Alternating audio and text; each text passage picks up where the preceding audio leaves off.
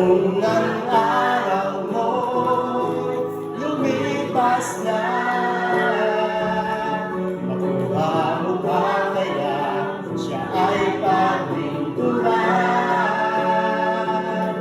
Kailan ba kaya maglilingkod sa Diyos?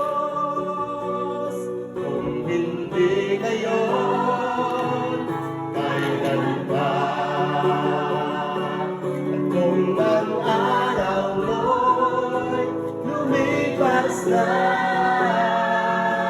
makuha mo ba kaya siya ay paglingkuran?